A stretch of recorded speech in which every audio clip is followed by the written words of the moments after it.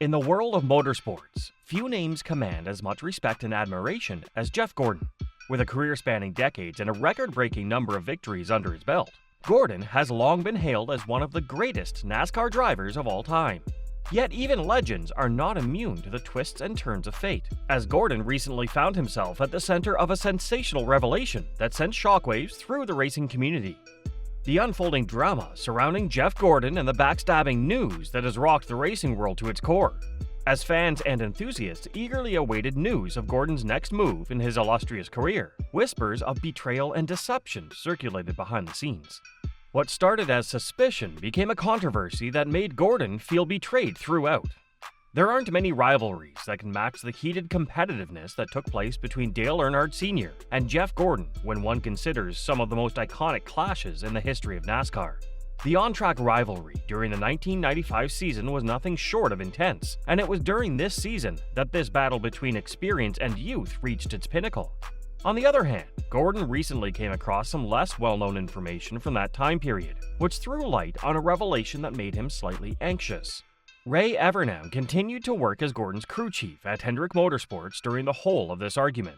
Unbeknownst to Gordon at the time, Evernham had secretly established an alliance with Andy Petree's rival group, and they were cooperating behind the scenes in order to gain an advantage. The fact that Evernham had revealed this undercover cooperation came as a surprise to the former Cup Series winner, and it has left him reeling from the impact of the information.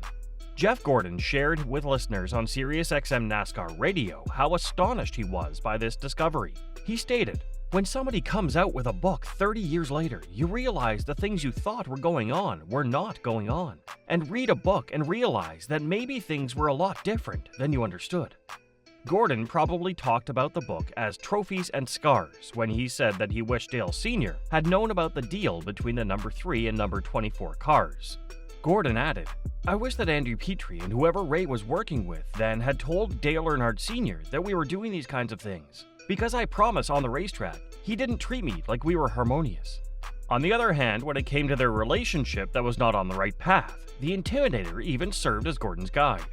In addition, the vice chairman of Hendrick Motorsports conveyed his admiration for the legendary driver. "He took me under his wing at times to help me just navigate the sport, the media, the fans, the business side, the merchandise." When their helmets were on, however, the situation was quite different from what it had been before. "On the racetrack, he'd throw all that out the window. Andy and Ray, I think they got along really well. Dale and I, not so much, not on the racetrack." The conclusion that Gordon came to was that he was probably experiencing a tinge of betrayal at the hands of his crew leader, since he had not been informed about this hidden connection. "I'm going to have a talk with my man Ray Evernham after this call." Due to the fact that Evernham was a fan of Dale Earnhardt Sr., the two of them got along beautifully. On the other hand, during the season in which he won the title in 1995, he had to compete against his idol, and he did so to the very best of his skills. A third consecutive Cup Series championship was something both RCR and Dale Earnhardt were aiming for. On the other hand, Jeff Gordon and Evernham, who was his crew chief, had other views. They were able to finally put a stop to RCR's overwhelming trend and win the title by going head-to-head with the Man in Black. Even though Evernham had a tight relationship with Dale Sr., he was well versed in his duties at HMS and was able to provide Jeff Gordon the results he needed to win his first Cup Series championship. Speaking on the Dale Jr. Download podcast, Evernham explained his mindset of going against and beating his hero. "For me, it was difficult as it happened so fast. Here was a guy who was my hero. He'd watch me run my modified at Wilkesboro and things like that. Then, man, you gotta race this guy. But you also know that if you're going to be great, you got to go through this because there was no way to win that championship other than going through the 3 car. As simple as that." The competition between the two teams and the drivers was a watershed point in NASCAR's history. But here it was not the end of shockwaves. HMS legend states that Jeff Gordon no longer owns the number 24 vehicle. This means that someone else owns the legendary number, throwing doubt on Gordon's legacy. The inference is that a fresh rival has emerged to challenge Gordon's relationship with the number 24 vehicle, stirring racing fans.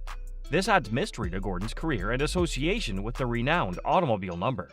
When it comes to Hendrick Motorsports, the number 24 crew is often considered to be among the most essential teams.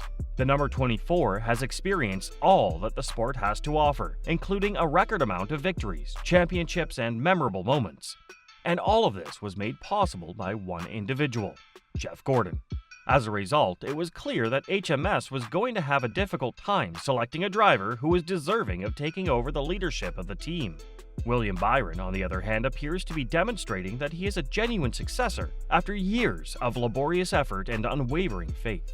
As Byron has demonstrated his ability to rise to the occasion and demonstrate his worth, he has not had an easy road. Nevertheless, over the last few years, he has begun to rack up victories and outcomes that are bolstering his argument for being considered one of the superstars in the Cup Series category, to the extent that he is currently authoring his own history with the automobile that bears the number 24.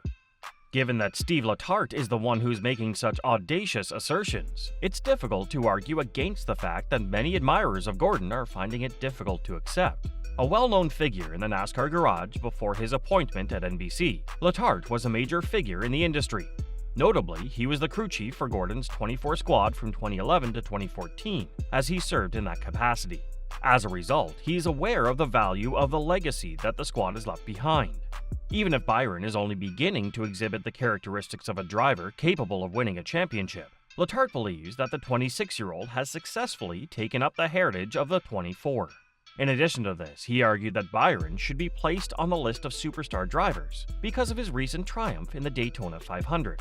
Speaking on NBC's YouTube channel, Letarte said, "24 is Jeff Gordon's ride forever. Even when William Byron took it over, not anymore. Now when they interviewed Jeff Gordon in the victory lane, they asked about the driver of the 24, and that's clearly William Byron. For that reason, I do agree. I think it was a breakout year, a year ago, and I hope the fans push him to the superstar status, because his on-track performance, in my opinion, has earned it." The recent revelation of backstabbing news involving Jeff Gordon has sent shockwaves through the racing community.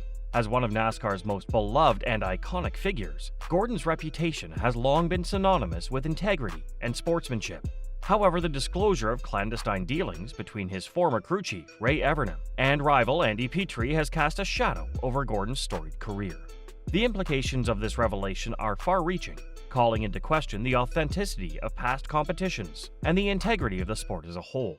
Gordon's reaction to the news remains unclear, but it undoubtedly raises concerns about the trustworthiness of those within the inner circle of NASCAR. The racing world will be looking closely at this new information and how it changes Gordon's reputation going forward. His successes on the track can't be argued with, but this story may change how people always think about what he did for the sport. A reminder of how complicated and interesting the world of professional racing is. NASCAR fans and enthusiasts try to come to terms with this shocking news. And also like, share, and subscribe to know more about such secret and interesting news.